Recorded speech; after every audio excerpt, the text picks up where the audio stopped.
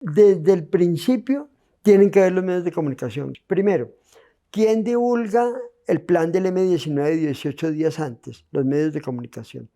El periódico El Siglo, el periódico El Tiempo, el periódico El Bogotano sacan titulares a 6, a lo ancho de la página. Hayan plan del M19 para ocupar Palacio de Justicia. Por anónimos extreman medidas de seguridad en el Palacio de Justicia. Desbaratado plan de toma y secuestro en la Corte Suprema de Justicia.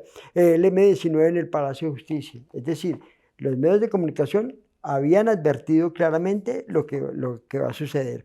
Ahora, cuando los del M19 entran al Palacio de Justicia el 6 de noviembre del 85, su solicitud es que en el Tiempo, El Siglo, El Espectador, El Colombiano, El Mundo, El Pueblo, El País, Vanguardia Liberal, Diario del Caribe, El Heraldo, La Patria, durante 3 días consecutivos publiquen una proclama que ellos llevaban. Es decir, la exigencia también era para los medios de comunicación. Luego, las víctimas del Holocausto empiezan a pedir la intervención de los medios de comunicación. Y por eso es que se oye la voz de Alfonso Reyes Echandía, presidente de la Corte Suprema de Justicia, decir: he tratado en vano de hablar con las autoridades, he intentado comunicarme con el señor presidente, pero él no está, no he podido hablar con él, por favor, que el presidente dé finalmente la orden de cese al fuego. ¿Cómo se enteraron los colombianos que esto estaba pasando? Por los medios de comunicación. Luego los medios de comunicación están presentes también en ese momento.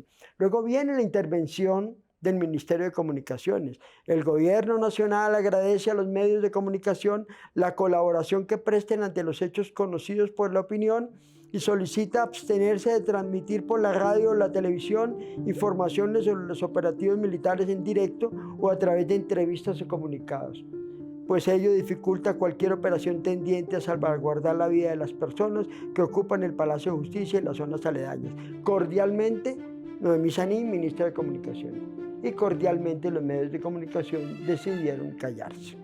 Pero nos hemos manejado bien como de la información del incidente. Casi todos sí. ¿Cómo así que casi todos? ¿Quiénes se han manejado menos bien? No, yo creo que no es momento de inculpaciones, lo contrario, yo creo que ha habido un gran sentido cívico, social, se tuvo conciencia sobre la trascendencia y dolor de los hechos. Obviamente, por la dificultad del momento hubo algunas imprudencias que todos las conocemos, pero yo creo que no es el momento de las indicaciones, sino de la unidad. Señora ministra, ¿habrá sanciones? Yo creo que con lo que ya le... ¿Por qué les gusta a ustedes tanto hablar de sanciones? Ministra, ¿imprudencias de qué tipo?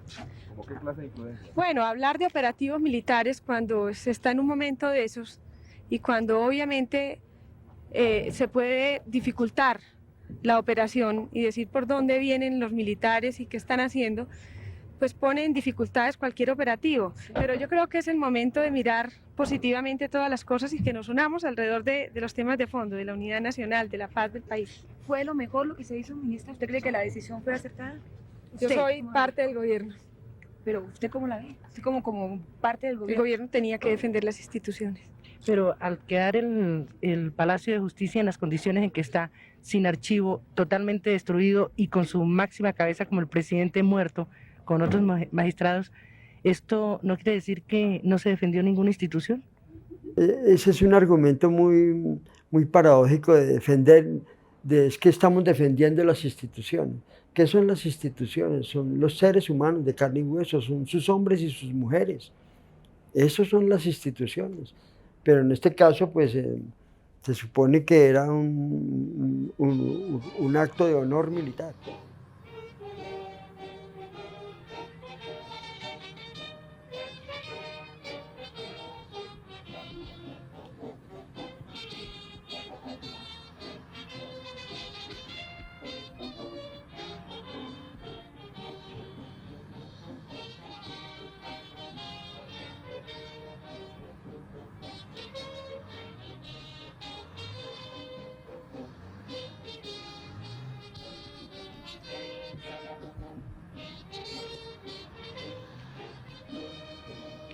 En el tema del Holocausto del Palacio de Justicia hay dos antecedentes claros que hay en materia jurídica.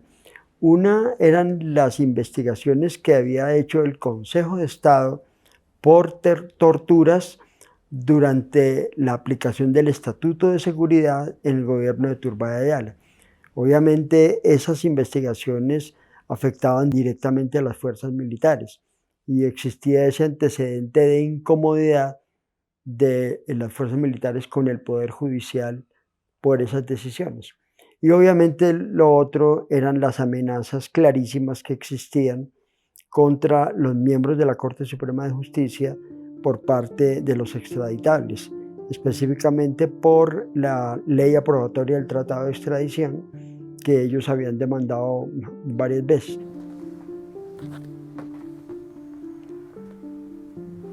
Mire, este es Alfonso Reyes Echandía, que era el presidente de la Corte Suprema de Justicia, Carlos Medellín Forero, Alfonso Patiño Rosselli, Manuel Gaona Cruz, Pedro Elías Serrano Abadía, José Eduardo Génico, Fanny González Franco, Luis Horacio Montoya Gil, Darío Velázquez Gaviria y Ricardo Medina Moyano. Entonces, esos dos antecedentes pesaban sobre del hecho de por qué era tan vulnerable el poder, la Corte Suprema de Justicia, el Palacio de Justicia, y por qué podía ser objeto de ser un blanco de una organización como el M-19. Quedan muchas dudas, nunca las aclaró.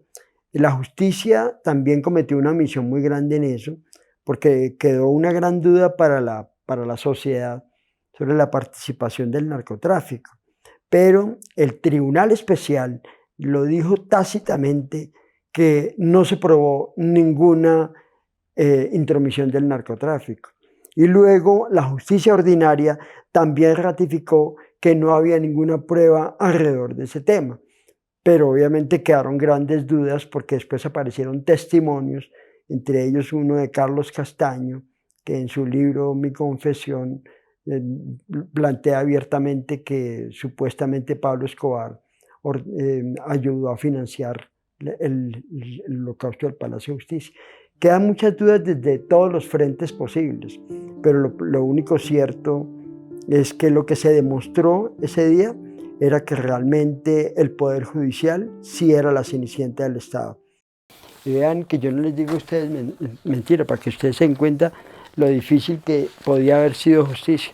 Miren quién era mira Laura, quién era la figura del día. Blas Vega, obviamente. Y si tú lees el editorial, es un respaldo a las fuerzas militares. Entonces, en esas condiciones, uno entiende cómo es el tema.